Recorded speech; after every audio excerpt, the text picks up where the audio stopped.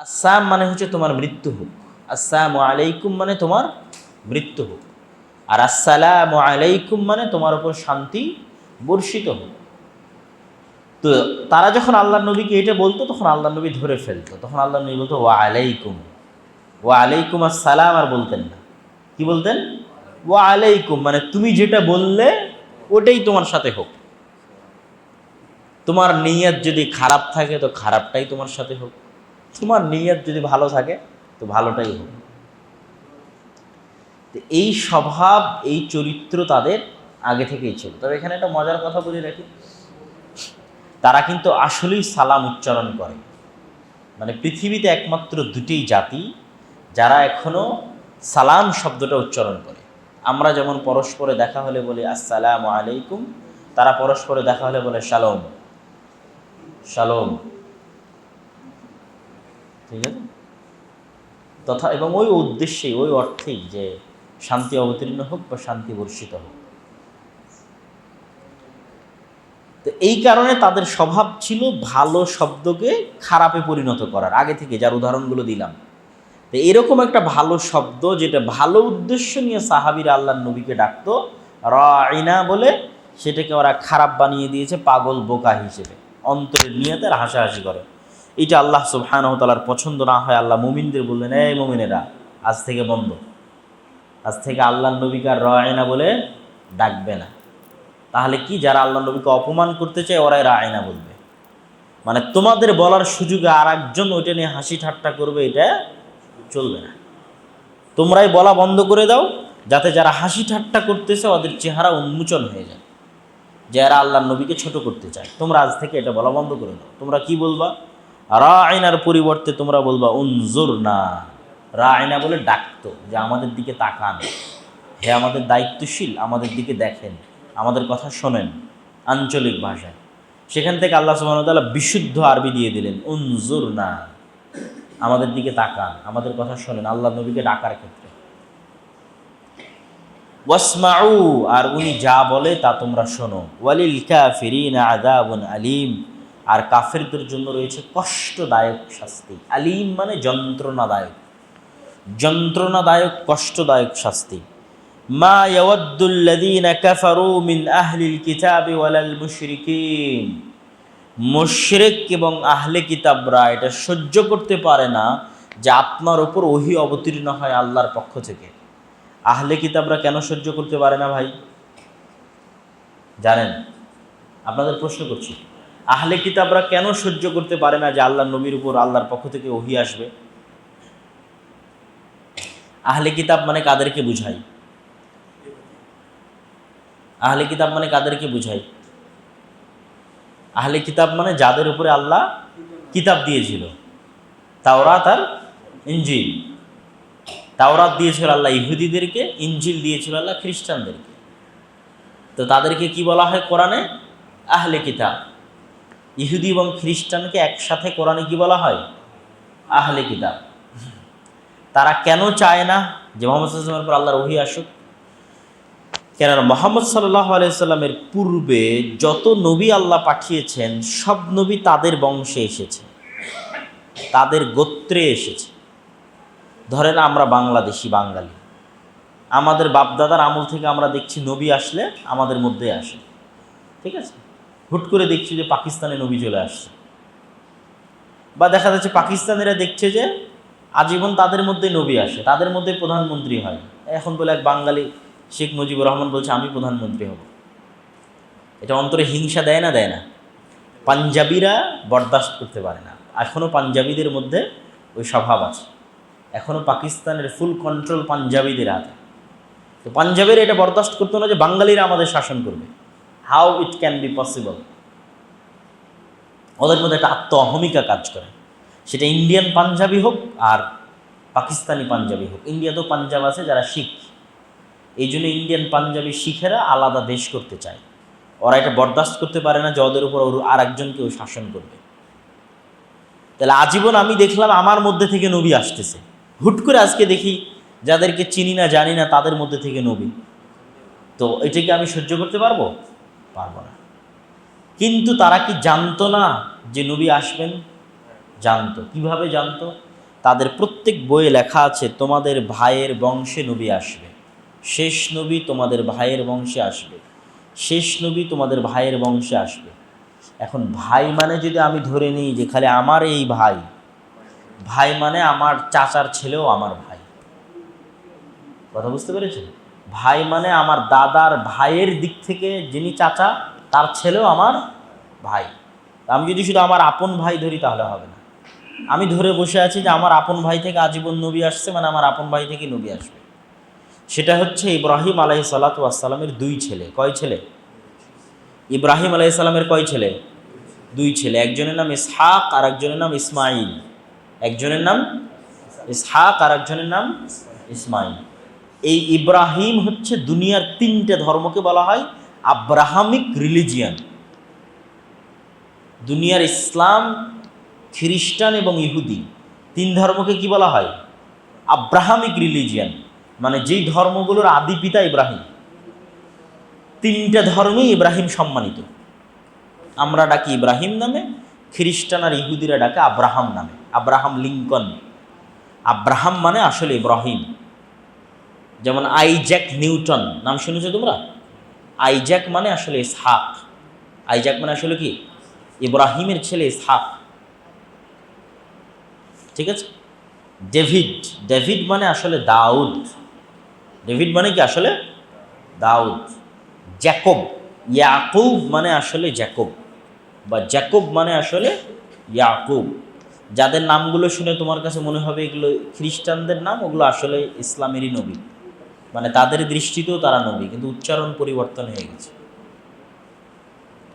যেমন জোসেফ, ঠিক আছে? যে জোসেফ নামে অনেক স্কুল আছে, ফাউন্ডেশন আছে। হ্যাঁ, Saint Joseph school and college. Joseph মানে ইউসুফ। জোসেফ মানে কি? ইউসুফ। মুসাকে তারা কি বলে? মোজেস। ঈসাকে বলে জেসাস। তাহলে সবই আমাদের যা নবী তাদেরও তাই নবী। 3টে ধর্মই হচ্ছে আব্রাহামিক রিলিজিয়ান। তো এই আব্রাহামিক রিলিজিয়ানে সব নবী ইসহাকের বংশে এসেছে। সব নবী কার বংশে এসেছে? ইসহাকের বংশে। আর ইসমাইলের বংশে কোনো নবী আসেনি। শেষ নবী মুহাম্মদ সাল্লাল্লাহু আলাইহি ওয়াসাল্লাম ইসমাইলের বংশে প্রেরিত হয়েছে। তো এই জন্য ওরা জানে, ওদের সব বই লেখা আছে ইব্রাহিমের আরেক সন্তানের নাম ইসমাইল। এখনও লেখা আছে, আজও লেখা আছে যে ইব্রাহিমের আরেক সন্তানের নাম কি? ইসমাইল, যিনি হচ্ছেন আবুল আরব, আরবদের পিতা, যাকে ইব্রাহিম আলাইহিস সালাম আরবে রেখে এসেছিলেন। সবই ওদের জানা। তো ওদের বই লেখা আছে তোমার ভাইয়ের বংশে শেষ নবী আসবে। তো ভাই মানে ওরা কি ধরে নিয়েছে? ইসহাকের বংশ। সে অপেক্ষায় আছে যে, এখনও অপেক্ষায় আছে যে আমাদের বংশে কি আসবে? শেষ নবী আসবে। দিয়ে দেখতে দেখতে যেদিন দাজ্জাল আসবে সেই দিন মনে করবে দাজ্জালই আমাদের নবী। নাউজুবিল্লাহ। অথচ শেষ নবী চলে এসেছে এবং তারা জানতো ইনি শেষ নবী। এটা তারা সহ্য করতে পারতো না যে আমাদের বাদ দিয়ে ইসমাইলের বংশে আরবে একজন ব্যক্তি দাবি করতেছে যে তার উপর আল্লাহর ওহী আসে এবং জিবরাইল তার কাছে ওহী নিয়ে আসে। যদিও তারা সকল কিছু জানতো এবং বুঝতো। এবার আল্লাহ সুবহানাহু ওয়া তাআলা কি বলছে? ওয়াল্লাহু ইয়াখতাসসু বিরাহমাতিহি মান ইয়াশা। আল্লাহ যাকে চান তাকে তার এই দয়া দেন যে তিনি তাকে নবী বানাবেন। এটা আল্লাহর ইচ্ছা। ইব্রাহিমের বংশের বাইরে আল্লাহ নবী দেননি? দিয়েছে না দেয়নি? ইব্রাহিমের আগে সেগুলো তো ইব্রাহিমের বংশের বাইরেই, তাই না? দিয়েছে আল্লাহ সুবহানাহু ওয়া তাআলা। ওয়াল্লাহু যুল ফাদলিল আযীম। আর আল্লাহ সুবহানাহু ওয়া তাআলা হচ্ছেন মহা অনুগ্রহকারী এবং মহা দয়ার্দ্র এবং রহমতময়, করুণাওয়ালা। সম্মানিত উপস্থিতি, এই আয়াত থেকে আমাদের যেটা সংক্ষিপ্ত শিক্ষণীয় সেটা হচ্ছে, প্রথমত শিক্ষণীয় হচ্ছে ইহুদি এবং খ্রিস্টানেরা চেষ্টা করবে বিভিন্ন ছুতো অবলম্বন করে আল্লাহর নবীকে কষ্ট দেওয়ার, আল্লাহর নবীকে ছোট করার এবং আল্লাহর নবীকে অপমান করার, মুহাম্মদ সাল্লাল্লাহু আলাইহি ওয়াসাল্লামকে ছোট করার। আমাদেরকে সেগুলো থেকে সতর্ক থাকতে হবে এবং চেষ্টা করতে হবে কখনোই যেন আমরা ঢালাওভাবে তাদের অনুসরণ না করি। যেমন এখানে একটা ভালো জিনিস, হারাম নয়, রাইনা বলে ডাকা কি হারাম? হারাম না। তারপরেও এটা ইহুদি খ্রিস্টানরা যখন ব্যবহার করা শুরু করলো আল্লাহর নবীর জন্য, আল্লাহ মানা করে দিলেন, না এটা আর তোমরা বলিও না, মুমিনেরা তোমরা এটা আর বলিও না। তাহলে আমাদের এটা মনে রাখতে হবে যে আমাদের জন্য যে জিনিসটা ভালো নয় সেটার একটি বিষয় হচ্ছে ঢালাওভাবে ইহুদি খ্রিস্টানদের অনুসরণ করা, যেটা রাসূলুল্লাহ সাল্লাল্লাহু আলাইহি ওয়াসাল্লাম আশঙ্কা করতেন যে আমার উম্মত এমনভাবে ইহুদি খ্রিস্টানদের অনুসরণ করবে যেমনভাবে জুতার এক পাটের সাথে আর এক পাট মিলে যায়। জুতার এক পাটের সাথে আর এক পাটের কোনো পার্থক্য আছে? হ্যাঁ, কোনো পার্থক্য নেই। তো জুতার এক পাট আর এক পাটের সাথে যেভাবে মিলে যায় আমার উম্মত ইহুদি খ্রিস্টানদের সাথে সেভাবে মিলে যাবে। নাউযু বিল্লাহি মিন যালিক। আল্লাহ হেফাজত করুক এই উম্মতকে ইহুদি খ্রিস্টানদের অনুসরণ থেকে, তাদের পদাঙ্ক অনুসরণ থেকে। রাসূল সাল্লাল্লাহু আলাইহি ওয়াসাল্লাম বলেছেন, মান তাশাব্বাহা বিকওমিন ফাহুয়া মিনহুম। কেউ যদি কোনো জাতির সাদৃশ্য অবলম্বন করে সে তাদেরই অন্তর্ভুক্ত বলে বিবেচিত হবে। তার কিয়ামত হাসর নাসর তাদের সাথেই হবে। একমাত্র হীনম্মন্য যারা, যাদের ভিতরে কনফিডেন্স নাই, তারাই একমাত্র নিজের দিন নিয়ে হীনম্মন্যতায় ভোগে। যাদের ভিতরে কনফিডেন্স নাই তারা একমাত্র কি নিয়ে হীনম্মন্যতায় ভোগে? নিজের দিন নিয়ে হীনম্মন্যতায় ভোগে। যে না থাক, আমি এটা করব না, সমাজে কি বলবে, আমি এটা মানব না, সমাজের মানুষ কি বলবে, এই সেই করে আমরা ইহুদি খ্রিস্টানদের অনুসরণ করে থাকি। আল্লাহ আমাদের হেফাজত করুক, আল্লাহুম্মা আমিন। সম্মানিত উপস্থিতি, আর দাওয়া ইলাল্লাহের দেশব্যাপী দাওয়াতি সফরের মূল লক্ষ্য হচ্ছে মসজিদ ভিত্তিক দিন শিক্ষা, শুধু কোরআন শিক্ষা নয়। আপনার নাম ভাইজান? আব্দুল, আবার জোরে বলেন। আব্দুর রাব্বি। আচ্ছা, হ্যাঁ করতে হবে। তো আমরা যে দাওয়াতি সফরে বের হয়েছে এটা মসজিদ ভিত্তিক কোরআন না দিন? দিন, তার মধ্যে কোরআন আছে। মানে শুধু যদি কোরআন হয় তাহলে একটি সমস্যা আছে। সমস্যা কি? আদব, আখলাক, শিষ্টাচার, দোয়া, আকিদা, হুকুম, আহকাম এগুলো তখন আর শিখবে না। তো আমাদের এটা মনে করতে হবে মসজিদ ভিত্তিক কী শিক্ষা? দিন শিক্ষা, যার একটা বড় পাঠ হচ্ছে কোরআন। যার একটা বড় পাঠ কি? কোরআন। যেমন এই সমস্ত ছেলেদের জিজ্ঞেস করলাম আহলে কিতাব কাকে বলে, জানে না। অসংখ্য নবীদের নাম তারা জানে না, অসংখ্য নবীদের ঘটনা ইতিহাস তারা জানে না, অথচ এগুলো আমাদের ঐতিহ্য। এগুলো আমাদের সাইকোলজিক্যালি ডেভেলপ করে, আমাদের অন্তরকে মেন্টালি উপরের দিকে নিয়ে যায়। যখন আমরা আমাদের ইতিহাস জানব, যখন আমরা আমাদের আদব কায়দা জানব, আমাদের দোয়া জানব, আমাদের শিষ্টাচার জানব, আমার নবীর ইতিহাস জানব, কোরআন জানব, হাদিস জানব, তখন আমরা মেন্টালি গ্রো, মানসিকভাবে উপরের দিকে এগিয়ে যাব। আর গোটা মুসলিম উম্মার সবচেয়ে ভয়ঙ্কর অবস্থা হচ্ছে শিক্ষায় পিছিয়ে। যেটা আপনি বললেন ওটা ছিল লালমনিরহাটের আলোচনা, না না না, ওটা ছিল নীলফামারীর আলোচনা, যেটা আপনি আমাকে স্মরণ করালেন যে নীলফামারীর এক বক্তব্যে আপনি শুনেছেন। তো শিক্ষায় গোটা মুসলিম উম্মা পিছিয়ে। আজকে আপনি সৌদি আরব থেকে শুরু করেন, কাতার, দুবাই থেকে শুরু করেন, বাংলাদেশ থেকে শুরু করেন, আমাদের মসজিদ কমিটি পর্যন্ত আসেন, কোথাও মুসলমানদের কাছে শিক্ষার প্রতি ফোকাস নাই। শিক্ষা যে নাই তা বলছি না, আছে, কিন্তু আরব বিশ্বের কাছে মূল ফোকাস হচ্ছে পর্যটন আর বিনোদন। বিশাল বিশাল বিল্ডিং, বিশাল বিশাল পর্যটন কেন্দ্র, বড় বড় ফেমাস নায়ক নায়িকা এবং প্লেয়ারদের ভাড়া করা, বিনোদনের স্পট তৈরি করা, এটা হচ্ছে ফোকাস। আর আমাদের সরকারের মতো যারা থার্ড ওয়ার্ল্ড কান্ট্রি, তাদের ফোকাস হচ্ছে রাস্তাঘাট, ব্রিজ, কালভার্ট, সেতু, বাস, ট্রেন তথা কনস্ট্রাকশনে যত বড় বড় মেগা প্রজেক্ট আছে, শিক্ষায় তার চুল পরিমাণও নাই। যে যত মেগা প্রজেক্ট আছে সরকারের, তার মধ্যে কোনটা শিক্ষার জন্য এবং জ্ঞানের জন্য কেউ খুঁজে দিতে পারবে না। রাস্তাঘাট এবং ব্রিজ, কালভার্ট দিয়ে একটা জাতি উন্নত হয় না। আর আমাদের মসজিদে যদি আসেন তাহলে মসজিদে দেখবেন যে মসজিদ কমিটিও যদি মিটিংয়ে বসে তাহলে কেমনে টাইলস লাগাবে, কেমনে ছাদ দিবে, কেমনে এসি দিবে, বাস এগুলো নিয়ে ব্যস্ত। শিক্ষার জন্য কোনো বিনিয়োগ নাই।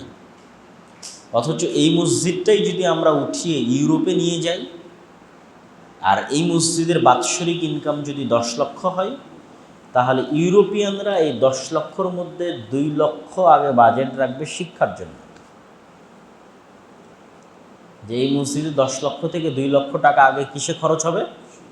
শিক্ষায় খরচ হবে। বাকি 8 লক্ষ দিয়ে উন্নয়ন হবে। 2 লক্ষ কম বললাম, তারা পারলে আরও বেশি দিবে। অত্র অঞ্চলের ছেলে মেয়ের আগে শিক্ষা, পরে মসজিদে টাইলস। অত্র অঞ্চলের ছেলে মেয়েদের আগে শিক্ষা, পরে মসজিদের ছাদ। অত্র অঞ্চলের ছেলে মেয়েদের আগে শিক্ষা, পরে মসজিদে এসি। এটা হচ্ছে ইউরোপিয়ানদের থিওরি, আমেরিকানদের থিওরি। এই জন্য তারা আজকের পৃথিবীর শাসক। আমাদের থিওরি কি? টাকা হলে আগে বিনোদন আর পর্যটন, টাকা হলে আগে রাস্তাঘাট ব্রিজ কালভার্ট, টাকা হলে আগে মসজিদে ছাদ, আর সব জাহেল থাকলেও সমস্যা নেই, মূর্খ থাকলেও সমস্যা নেই। আর আমরা এই মূর্খ জাতি পৃথিবীর যে কোনো জায়গায় যাই না কেন আমাদের লেভেল মাপতে পারবো যে আমরা কতটা অশিক্ষিত এবং মূর্খ। ইউরোপে যত মুসলিম আছে তাদের কত পার্সেন্ট ডাক্তার, ইঞ্জিনিয়ার, আর কত পার্সেন্ট ট্যাক্সি ড্রাইভার, আর কত পার্সেন্ট দোকানদার? জরিপ করে যত মুসলমান, not only Bangali, not only Pakistani, সারা পৃথিবী থেকে যত মুসলমান গেছে, সিরিয়া থেকে গেছে, লিবিয়া থেকে গেছে, ইয়ামান থেকে গেছে, আফ্রিকা থেকে গেছে, বাংলাদেশ থেকে গেছে, ওদের কতজন ট্যাক্সি ড্রাইভার আর কতজন ডাক্তার, ইঞ্জিনিয়ার? গোটা মুসলিম উম্মাহ হচ্ছে অজ্ঞ মূর্খতায় পরিপূর্ণ। অথচ ইউরোপ আর আমেরিকার কাছে তেলও নাই, গ্যাসও নাই, তারপরও তারা পৃথিবী চালায় কেন? তাদের যত উন্নত শিক্ষা প্রতিষ্ঠান আছে পৃথিবীর আর কারো নাই। তাদের অক্সফোর্ড আছে, ক্যামব্রিজ আছে, হার্ভার্ড আছে, নাসা আছে, যা মুসলমানদের নাই। অথচ মুসলমানদের অঢেল টাকা, কেননা তেল আছে। তেল দিয়ে পৃথিবী চালানো যায় না, জ্ঞান দিয়েই পৃথিবী চালানো যায়। কোনো ইহুদির সন্তান আপনি খুঁজে দিবেন, কোনো দিন যদি আপনাদের যাওয়ার সুযোগ হয়, গুগলে সার্চ করে দেখার সুযোগ হয় যে অমুক ইহুদির সন্তান নেশা করে, অমুক ইহুদির সন্তান জুয়া খেলে, আর অমুক ইহুদির সন্তান ফ্রি ফায়ার, পাবজি খেলে, ওরা জন্মের পর থেকেই জ্ঞান চর্চায় থাকে। এই জন্য একটা ইহুদি সোসাইটিতে যত বাড়িতে গিয়ে নখ দিয়ে আপনি জিজ্ঞেস করবেন এই বাড়ির লোক কী করে, হয় বিশ্ববিদ্যালয়ের টিচার, না হয় মেডিকেলের প্রফেসর, না হয় কোনো বিজ্ঞান ইনস্টিটিউটের প্রধান। কোনো ট্যাক্সি ড্রাইভারও পাবেন না, কোনো রিক্সা চালকও পাবেন না। ওরা এইভাবে টপ লেভেলের শিক্ষা নিয়ে ওরা ব্যস্ত। কিন্তু ওরাই আবার চায় যে পাগল মুসলমানেরা সারাদিন মোবাইল নিয়ে ব্যস্ত থাক, ফ্রি ফায়ার পাবজি নিয়ে ব্যস্ত থাক, নেশার জুয়া নিয়ে ব্যস্ত থাক। কেন চাই? অশিক্ষিত মূর্খকে শাসন করা সহজ, জ্ঞানী মানুষকে শাসন করা যায় না। জ্ঞানী মানুষ স্বাধীন চেতা হয়। তো যত এদেরকে নেশাগ্রস্ত রাখা যাবে, জুয়াগ্রস্ত রাখা যাবে, তত এদেরকে পাগল রাখা যাবে। আর যত এরা পাগল থাকবে, যেমন আজকে যে জুয়ায় মত্ত, কালকে তো সৌদিতে লেবারি করা ছাড়া কোনো রাস্তা আছে? কালকে লেবার হিসেবে দুবাই যাবে। আজকে যে নেশায় মত্ত, কালকে ইউরোপে গিয়ে ট্যাক্সি ড্রাইভারি করবে। এই তো এরকম ট্যাক্সি ড্রাইভারদের শাসন করে মজা আছে, পিটে মজা আছে, জবাই করে মজা আছে। আর যখন জ্ঞানী হয় তখন আর তাকে শাসন করা যায় না, স্বাধীন চেতা হয়।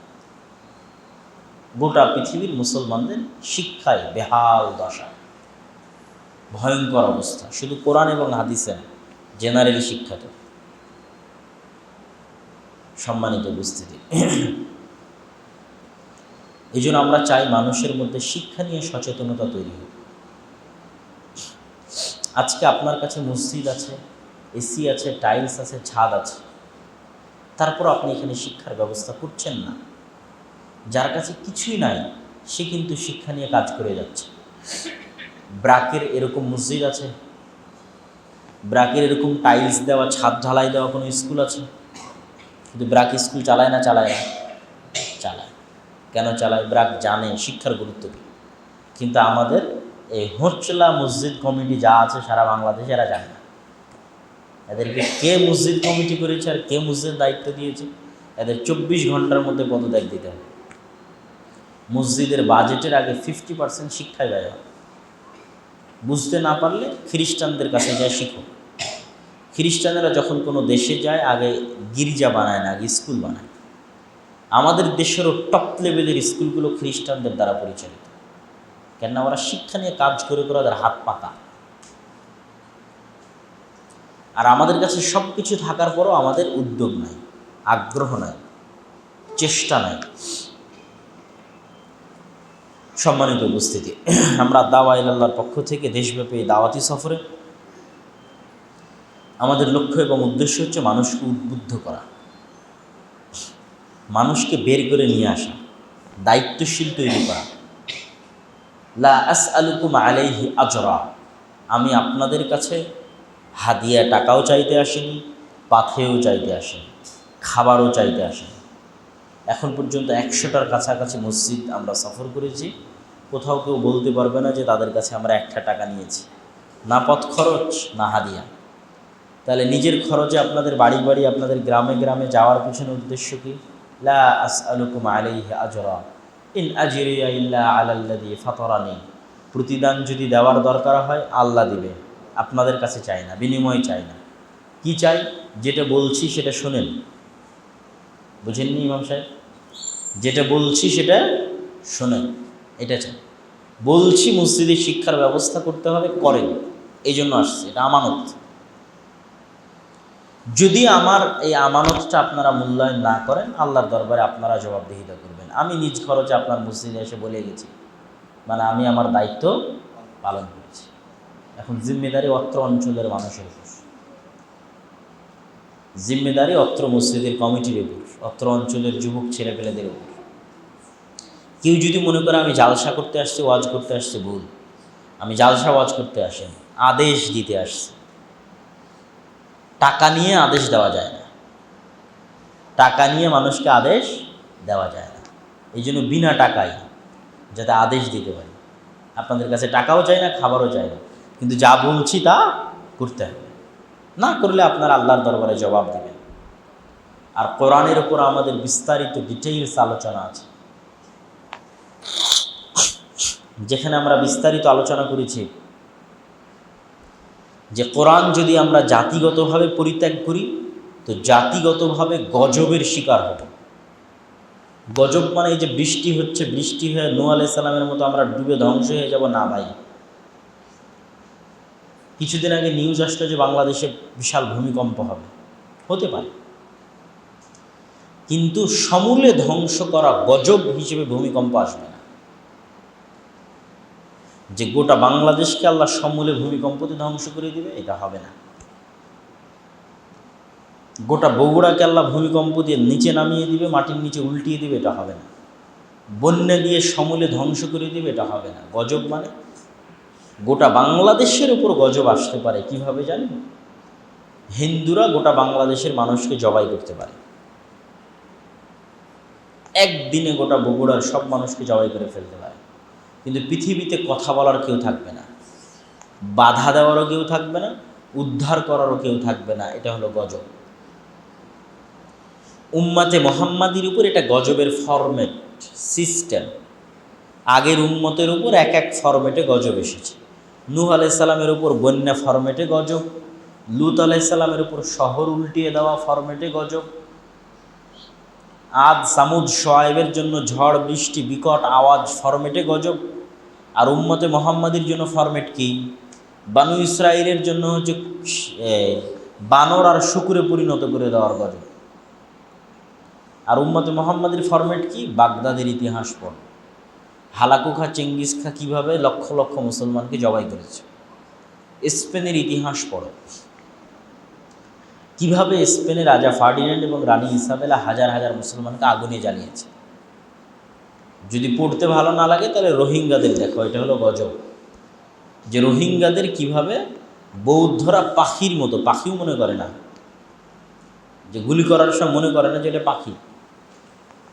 ফিলিস্তিনিদের দেখো, কেউ যখন তাদের গুলি করে তখন মনে করে না, বম যখন ফেলে মনে করে না যে এরা পশু, পশু মনে করে না। মানুষ মনে করা তো বহু দূরের কথা, পশু মনে করে না। এরকম হয়ে গেল কেন? এটা গজব। তাদের মধ্যে দিনের চর্চা যেমন, কোরআনের চর্চা যেমন আল্লাহ তাদেরকে বানিয়ে দিয়েছে তেমন। তাহলে বাংলাদেশের উপর গজব মানে বন্যা ভূমিকম্প নয়। বাংলাদেশের উপর গজব মানে আসে আপনাকে অথবা আপনার সন্তানদেরকে অথবা তার সন্তানদেরকে একদল মানুষ বলবে এই জয় শ্রীরাম বল, তখন যদি বলে না জয় শ্রীরাম বলবো না, অন দ্য স্পট জবাই করে দেবে। এরকম যদি গোটা বগুড়ার মানুষকে একদিনে জবাই করে, আল্লাহর কসম পৃথিবীতে কেউ বাধা দেওয়ার থাকবে না। আল্লাহর কসম পৃথিবীতে কেউ উদ্ধার করার থাকবে না। আল্লাহর কসম পৃথিবীতে কেউ কথা বলার থাকবে না। এটা গজব। তখন হত্যা করার সময় তাদেরকে পশুও মনে করা হবে না। রাসূলুল্লাহ সাল্লাল্লাহু আলাইহি ওয়াসাল্লাম বলেছেন, একদিন আসবে যেই দিন বিধর্মীরা তোমাদের উপর ক্ষুধার্ত রাক্ষসের মতো ঝাঁপিয়ে পড়বে। আনাহনু কালিলুন ইয়াউমাইযিন ইয়া রাসূলুল্লাহ, আল্লাহ রাসূল আমরা কি সেই দিন সংখ্যায় অল্প হব? বলল না, আমরা সেই দিন সংখ্যায় অল্প হব না, বরং সেই দিন তোমরা সংখ্যায় অনেক বেশি হবে। আজকে সাহাবীদের চেয়ে আমাদের সংখ্যা বেশি না কম? কথা বলেন, বেশি না কম? বেশি। কিন্তু সাহাবীদের যেরকম দাপট ছিল আমাদের ওই দাপট আছে? আমাদের এই দাপট নাই। হ্যাঁ, কথা বলারও সাহস নাই। কিসের দাপট? কেন? সাহাবীদের মধ্যে কোরআনের যা মূল্য ছিল আমাদের মধ্যে তা নাই। আল্লাহ নবী বলছে তোমাদের সংখ্যা হবে বেশি কিন্তু তোমরা হবে সমুদ্রের ফেনার মতো। আনতুম কা গুসা ইসাইল, সমুদ্রের ফেনার যেমন ভ্যালু নাই, এই 18 কোটি মানুষের